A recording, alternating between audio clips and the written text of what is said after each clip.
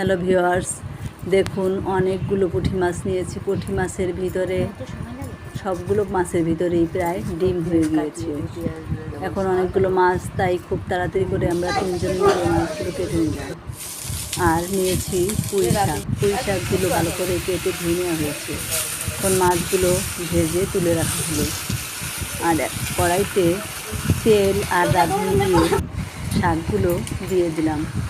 এখন কিছুটা সময় ধরে আস্তে আস্তে সুন্দর করে প্রায় 5-6 মিনিটের মতো করে শাকগুলোকে কষিয়ে নেওয়া হবে। দেখুন আস্তে আস্তে সুন্দর করে নেড়ে চেড়ে, অনেকগুলো শাক, তাই অনেকটা দেরি হবে একটু রান্না করতে, কিন্তু কালারটা ঠিকই থেকে যাবে।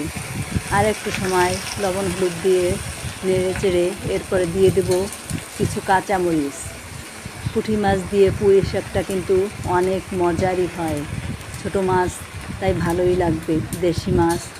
দেখুন আর একটু সময় নেড়ে চেড়ে দিয়ে দেব সামান্য জল। নাড়াচাড়া হয়ে গিয়েছে, কিন্তু জলটা দেওয়া হয়ে গেছে।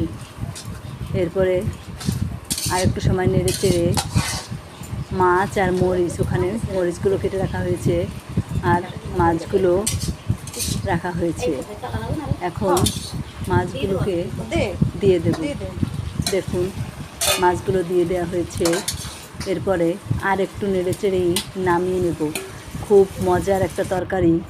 সামান্য রাঁধুনি ফোড়ন দিয়ে এতটা মজা হয়, না খেলে বুঝতেই পারবেন না। দেখুন শাকের কালারটাও কিন্তু ভালো রয়েছে। এভাবে আপনারা একবার শাক সবজি খেয়ে দেখতে পারেন সামান্য রাঁধুনি দিয়েও।